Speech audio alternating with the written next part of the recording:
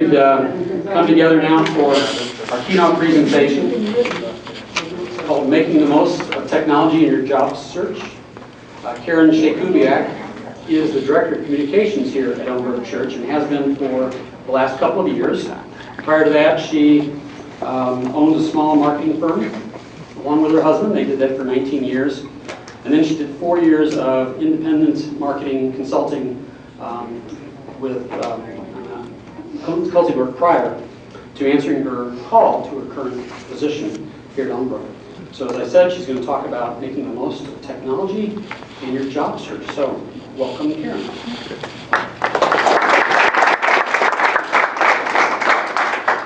Oh, and we found some glasses on the table. Anybody missing a pair of glasses? My ears? Okay. I'm not sure. She can't see it. Hi everybody, I know I'm on mic, so I want to make sure it's sounding okay? Yep. You hear me all right? Good. And I've never been video recorded either, so if I seem awkward, fidgety, I'm going to blame it on that. So anyway, thank you for having me here tonight. I'm very honored to speak to you. And I just wanted to elaborate a little bit on Charlie's introduction and share with you a little bit more of my background because it plays into some of the suggestions I have. As he said, I owned a small marketing firm for about 19 years, working with small businesses, primarily business-to-business businesses, to help them look bigger than they really were and compete in the global marketplace. It says what it is. And so that's in large part what, to some degree what we do when we're looking for a position is to make ourselves look as good as we are and compete against the other people who want that dream job that we would like. So there's that applicability to it. During those 19 years, we owned a small firm that nobody's ever heard of called KSK Design, and we worked with manufacturing firms primarily and business-to-business companies.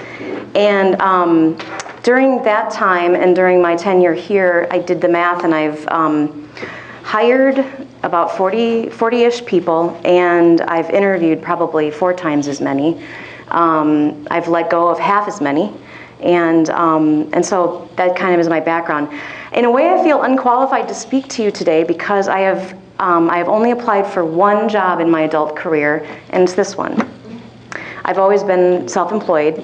From right out of college, I figured out that I was not employee material the way I thought, and I was an entrepreneur. And so it's only over the last 4 years that I've actually been employed, and that in itself was an interesting trip. I won't tell you a lot about it, but I'll just say that God's hands were all over it. I read the job description that another employee here forwarded to me that was posted, and I was not looking for a job. I had a great gig doing marketing consulting, setting my own hours, making more money than I ever had in our small business, and I looked down the list of qualifications and requirements and check. I mean, it was written for me, and I was just like, all right, God, I'll follow it. I'll follow this lead, and from the first interview, I knew this was where I belonged, and it's been a great ride.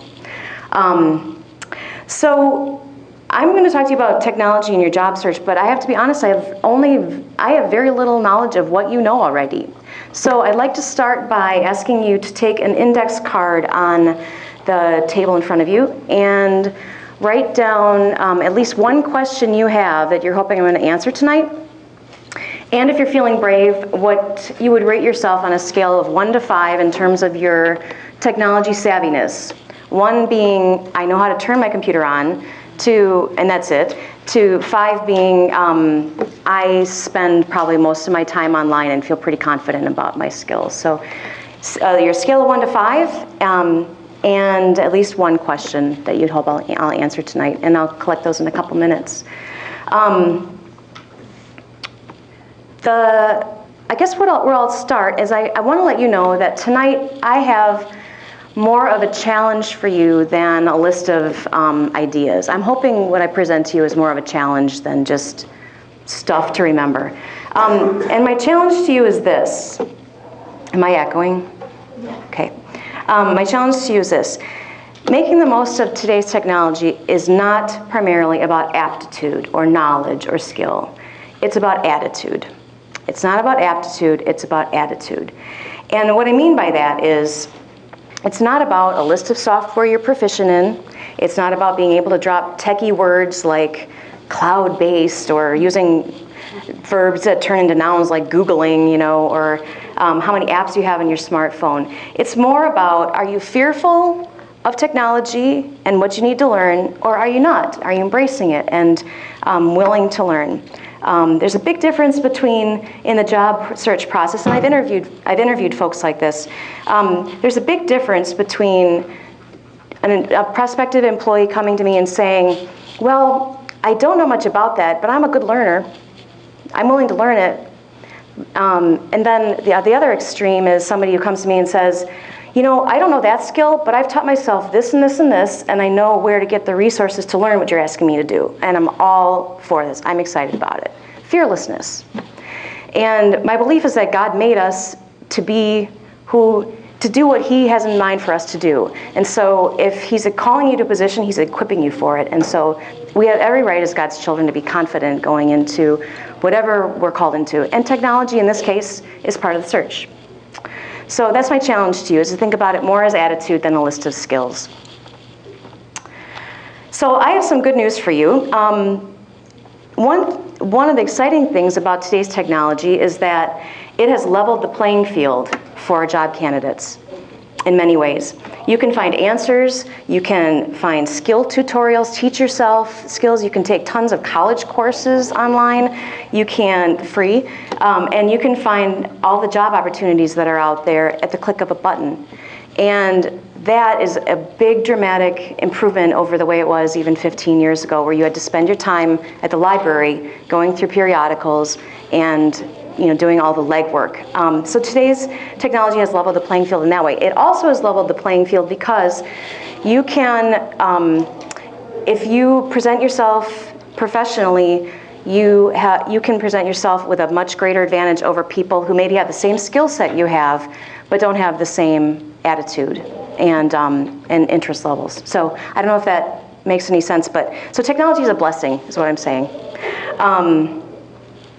So what I thought I would do, first let me collect the cards if you had a chance to write down your questions. I want to make sure I steer in the right direction today. Can somebody help me collect them? I'll collect them for you. Thank you. Great.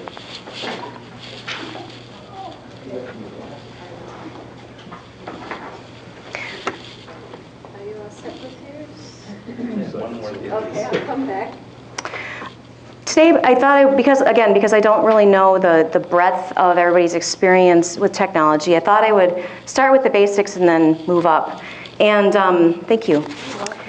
And if some of my basics that I offer are redundant to past speakers, I offer no apology. They're the basics because they need to be heard over and over again. So they're important. So anyway, let me take a quick look through these questions and make sure that I'm on the right track with what I hope to talk about tonight. Bear with me. Talk amongst yourself for just a minute. They're still writing. Okay, great.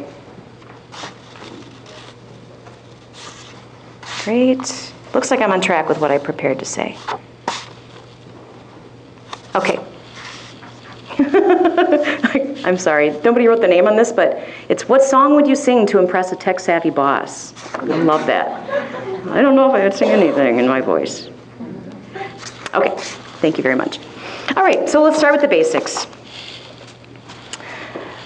Number one, a professional-looking resume is a non-negotiable.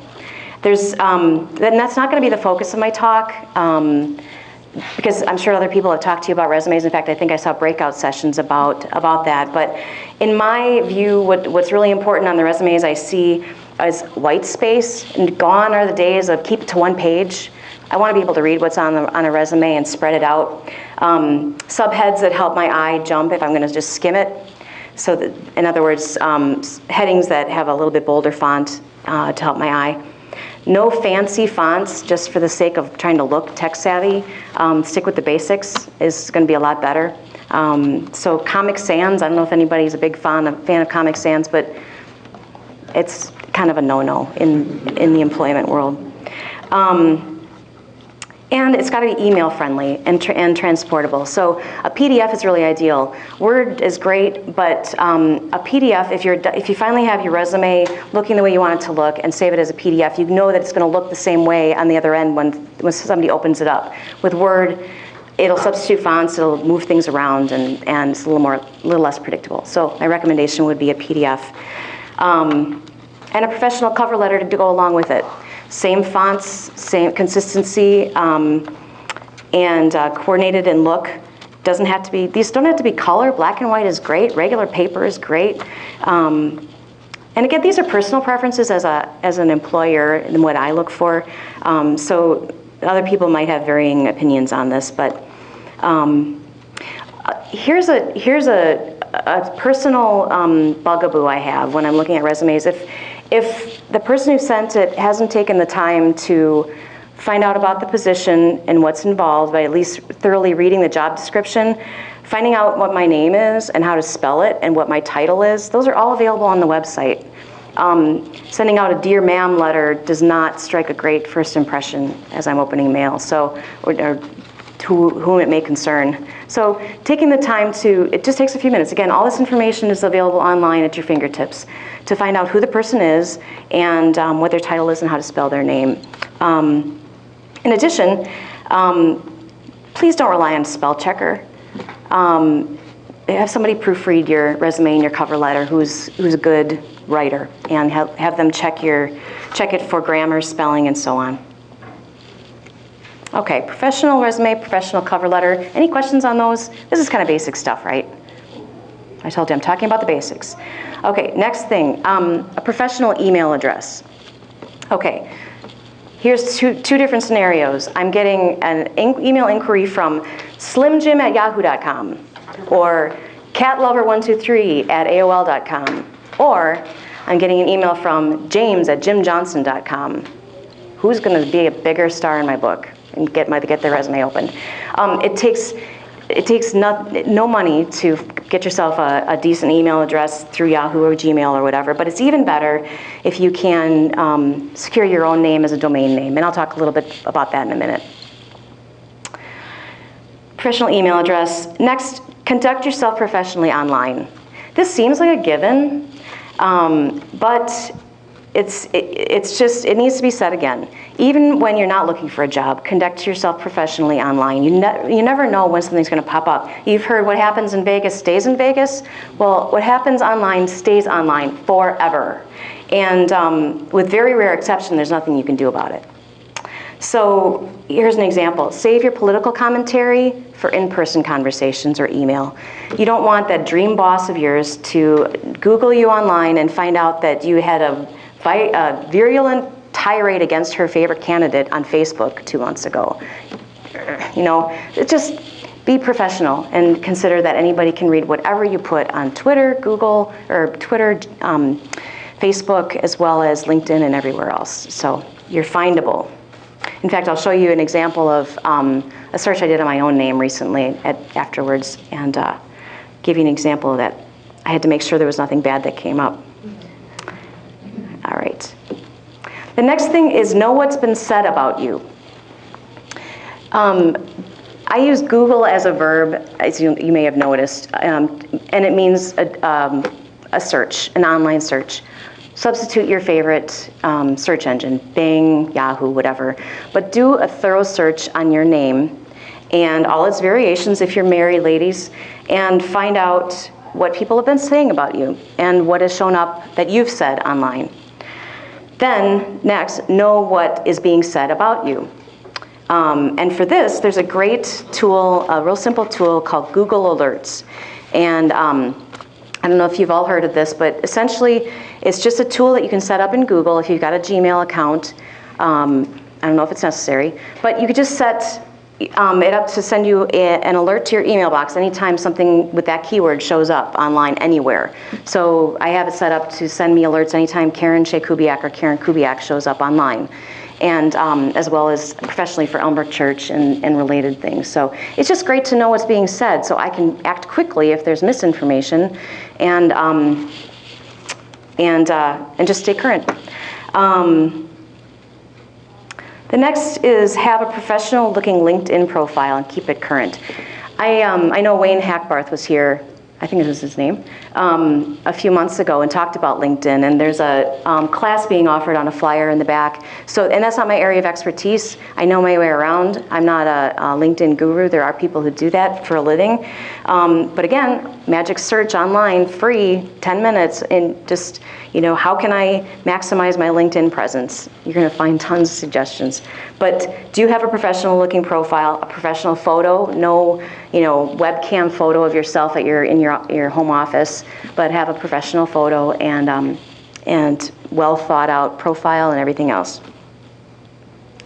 Another thing in LinkedIn that I spent some time doing is obtaining recommendations from people I've worked for.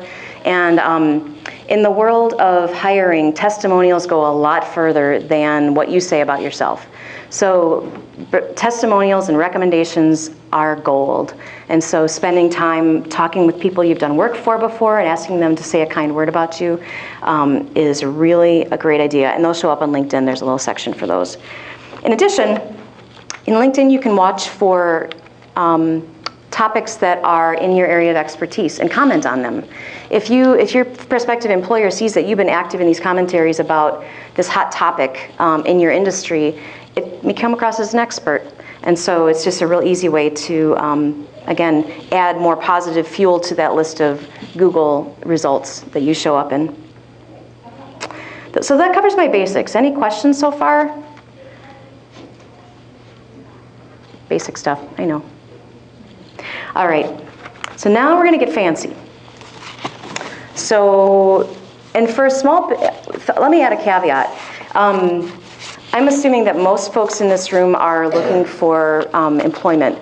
If you are a consultant or a small business entrepreneur or thinking about starting your own business, this next section, getting fancy, this turns into non-negotiables. These are really important if you're going to come across as a professional in your industry and marketable on your own. So as I mentioned earlier, getting a domain name. James@jimjohnson.com. Jimjohnson.com is a domain. It's easy to search on what's available and secure one through any hosting company. Hosting companies are companies like GoDaddy, JustHost, whatever, that will help you set up a website if you choose to, but you don't have to. You can just get an email address. And it doesn't cost you more than 20 bucks to get it set up, seriously. A hint I've learned from a customer getting burned by this: when you're searching for available domains, in other words, URLs, www.something.com, when you're doing that search, don't do it in GoDaddy. And here's why. GoDaddy, and maybe it's not GoDaddy, but it's some affiliate or somebody related to it, they have a very smart bot that keeps track of what people have searched on and can grab those URLs and all of a sudden hold them for sale instead of being available free. So if you enter in a URL that you're checking out, see if it's available, that goes in the magic cloud to somebody who cares about this stuff and has enough time to think to mark it up for sale. And anyway, it can backfire. So it's just as easy to enter in a simple search engine, whatever domain name is that you want to use, and see whether it's available. Okay, so have your own domain name and email address attached to that.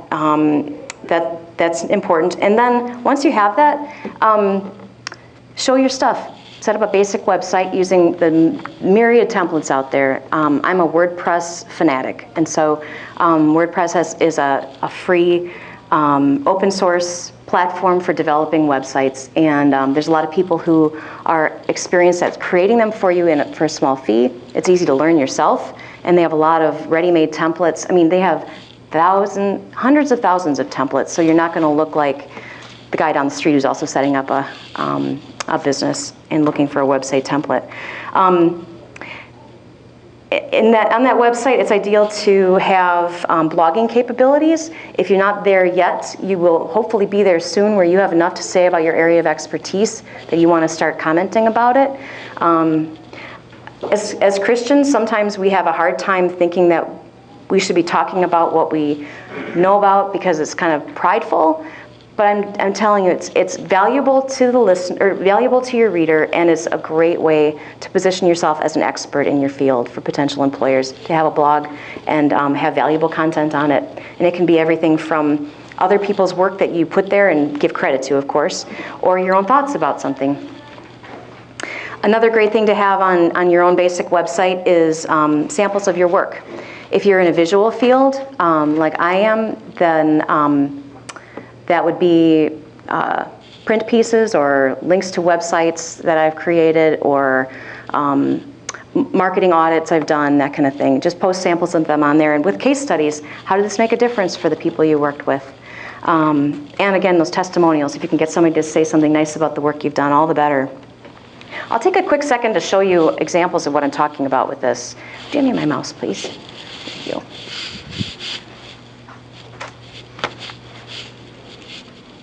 I'm talking about technology. Let's hope that I can work it.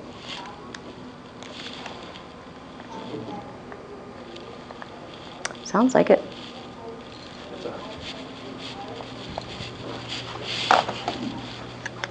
Are we on?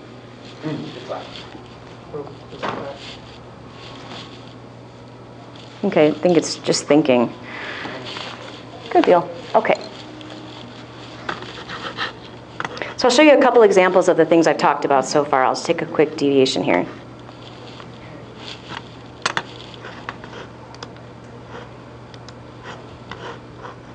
All right. Back when I was still doing freelance consulting, at the time I was creating WordPress websites for small business clients, doing copywriting, marketing audits, that kind of thing. Clean the air filter. That's not on my website. That's that. So I think it'll go away in a second. There we go. And let me just, again, say, none of this is to toot my horn and say, I do this great. I'm just showing what can be done to get your ideas and juices flowing. When I was looking for a job, this was robust with a page on case studies, testimonials, examples of sites I've done. Right now, it just exists of what I do now and my contact information and the boring stuff down at the bottom there. And contact information and so on. So, but I just, I Googled to find out whether KarenShayKubiak.com was available. It was. I secured it, and then I had a professional email address, Karen@KarenShayKubiak.com, and that I used for several years while I was doing my consulting. And the other thing, and it does have a blog capability, but I have not contributed to it, so it's not. So in this case, do as I say, not as I do. I have a very full plate with work, so that doesn't happen right now. Here's an example of Google Alerts. I have set up for Google to send me emails about these different, oh, that's interesting. Philip Griffin, Elmbrook. Obviously, I set some of these up a while ago. But I get emails in my inbox whenever these phrases come up anywhere online, whether it's Facebook or LinkedIn or somewhere else on the web. And I just set it up in my Google settings under alerts. Let me see if it shows me here where that is.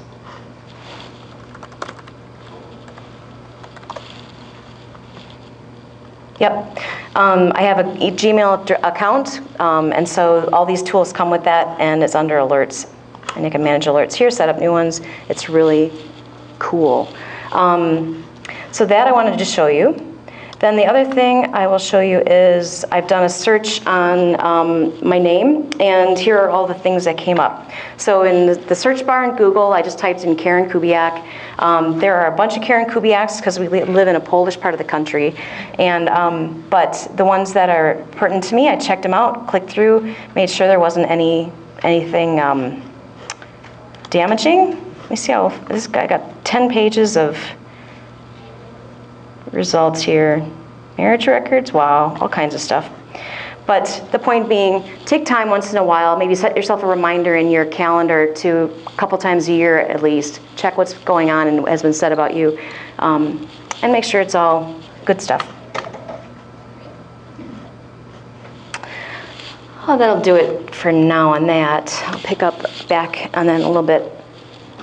Can I just ask? Yes, please. And if you discover something, what you would like, what do you do about it? It doesn't go with? Depends on where it is. And this would be a great opportunity to enter in a search box. I found something online I don't like, what do I do? Seriously, they are so user-friendly. But to the best of my knowledge, what I would do is, depending on the source, email or contact the source or the webmaster for the whatever source that was, if it's a website, and say, this is defamatory or inaccurate, or if it is accurate, say, you know, this is damaging to me, what can I do to help remove this from your website? It's still going to stay in the archives for a while online, but you can contact the person whose site it is. In Facebook, you can just contact the person who posted it, or you can go back and delete your own damaging posts if it was your own comments. Again, some of that stuff just lives forever, but there are ways to decrease invisibility. Any specific suggestions others have on this area? What to do if you find bad stuff online about yourself? Not that any of us have, but okay. Any other questions so far? Let me just say one thing too. If you find yourself on the closer to the 1 or 2 end of that scale I was talking about in terms of web savviness, all of the things I've talked about so far, you don't need to learn how to do. There are people out there, probably your son or daughter, or grandson or granddaughter, who's happy to do this for you, or it can be done professionally for a small fee. There are people that just do small businesses and personal websites. So, and even, like I said, the resume preparation, proofreading, all this stuff can be done by others. So you can spend your time doing what we're going to talk about next, which is to get knowledgeable about your industry. Oh, it's just off. It's fine. So the next level of ways to use technology would be to stay knowledgeable about your industry. And you can do this a number of ways. You can read up daily on your industry and trends, subscribe to blogs. Again, a quick search on blogs, manufacturing, exteriors, whatever is particular to your industry, as specific as you can get. Find out who's writing about them and how often and what the main resources are, and subscribe to them or go to them on a daily basis. It's a lot easier though to just, especially if it's a blog, to just sign up to get those sent to your email box. Most blogs will give you that option. RSS feeds, I really don't work with a lot myself, but they're another great way to do this. Would anybody here like to speak about RSS feeds and how to use them? Anybody? Essentially, it's where you go, you take the feed of a website and subscribe to that, so that every time there's an update to that, it shows up in a RSS reader like Feedly or Google FeedBurner, other ones like that. I don't want to misspeak. So anybody else know more about RSS feeds than I do? No, but I was just going to say about LinkedIn joining groups in your industry. Just, I don't know if you're... That's a good call. Yes, thank you. That's a great... In fact, when you start putting in what industry you're in, they'll start recommending groups. Yep, that's a great idea. And if there aren't any in your area, start one. You know, if you have a real specific area of expertise, start a group and invite people you know. It's, again, you look like the expert, and that's what it's all about. Another way to stay knowledgeable about business trends in your industry is in Twitter, using hashtags in Twitter. And I'll show you a little bit about that. I don't know, show of hands, how many people have at least experimented a little bit with a Twitter account? Okay, about a third. Essentially, Twitter is it's a way of communicating in 140 characters. So theoretically, meaty, pithy information. Sometimes it's dribble, but it's just small bite-sized nuggets sprinkled with hashtags, which are essentially keywords. So things that you can search on and find relevant information that you're interested in. So for myself, I set up a search on church communications. It's got a hashtag, which is the #, and then church communications. And then all these results, as they show up, as people talk about these and add that hashtag to it, they show up in my Twitter feed, so I can keep track of what people are saying and watch for industry trends, interesting links. A lot of times people post content there from interesting blogs that I get turned on to and want to follow.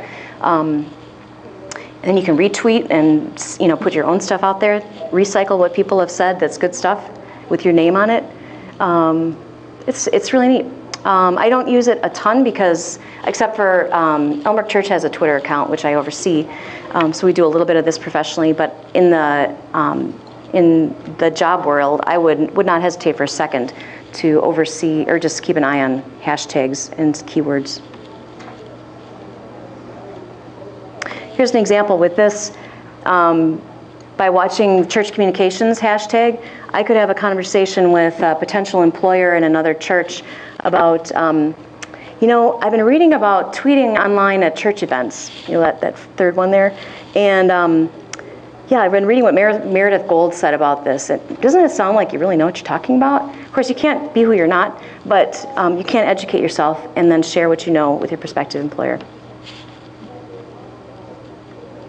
Another way to, so those are ways to stay knowledgeable about your industry. It's just a matter of, again, being fearless about going online, searching on the things that matter most to your prospective employers, and learning as much as you can about them. In the situation where you might have a long gap between employment, this is particularly important because industry changes fast, and it's a great way to stay on top of trends and not fall out of the loop on whatever your particular area of expertise is and stay current. So you can talk the talk, walk the walk, and be knowledgeable and bring value to your prospective employer. Another way to use on the internet and technology to your advantage, again, this kind of falls into the more advanced things, is to create content. And again, it helps if you're a good writer. If you're not, have someone proofread your stuff before you put it online. But blogging is one way to do it, and I talked a little bit about that earlier. You can do a blog for free. You can set one up free at a number of different places: Blogger, WordPress, all kinds of different places. Again, with a professional name, professional look to it. Talk about what you know about, and not only what you know, but what your opinion is about it. That's really valuable stuff. Then, for example, I have, when I blogged in the past, I'm active in the recovery ministry here, Celebrate Recovery. So I've written just thoughts about recovery and about just applicable bits of wisdom I've received. And, it's just really neat. It's personally rewarding to know that somebody out there gets value from what I've written, and it's in that case, I really feel like it's part of what I'm called to do for God's kingdom as well. But it can also be used to your advantage as you're looking for your next career, creating content that's valuable. In addition, another thing that not many people think about is actually commenting on other people's blogs. Those comments show up as well in those Google searches. So if Paul Mullen's blogging on something on church communications, and I respond to it, and I have something of value to contribute to it, that shows up, and it makes it look like, hey, I kind of know what I'm talking about. And so commenting on others' blogs, commenting on LinkedIn conversations and discussions, these all show up online. Commenting on forums in particular areas of expertise, that's all good stuff. In addition, another way to show your expertise is to write book reviews on books in your area of expertise. If you're an avid reader and like the hard copy book, pick one up, and especially if it's new to publication, read it, review it, talk about how it translates into your area of expertise and the value you got from it, and that shows up in your Google searches, and you look like, hey, you're an expert in this area. I've had a lot of fun writing book reviews. I'm an avid reader, and so when I have time, I like to do that. In fact, I had the honor of being asked to be on a launch team for a new book for a Christian writer, and it was really cool. I got to an advanced copy of the book and got to write about what I thought about it, and was one of the first people to do it. And it just was, all I had to do was ask. She put out an inquiry on her website and said, who might be interested and want to apply? And I asked, and she said, yeah, for some reason. And it was just really a neat experience, but it also shows up in my Google results as something that I've contributed out there to the stratosphere. Any questions on those couple of areas? Staying knowledgeable or showing your expertise? I guess the last the last suggestion I would have is to don't be afraid to give away your expertise. And here's what I mean by that. Whether it is you're doing consulting work or you're working with you're talking to a prospective employer that you're very interested in working with, giving them a little bit of your expertise just out of goodwill is a great first impression or second or third impression. For example, offering to, coming across a book that you find valuable and might be interesting them and offering to give them, if they're interested, do you want me to give you a digested version of this book when I'm done? Would you be interested in that? Or I ran across this article, thought you might find it interesting, here's my take on it.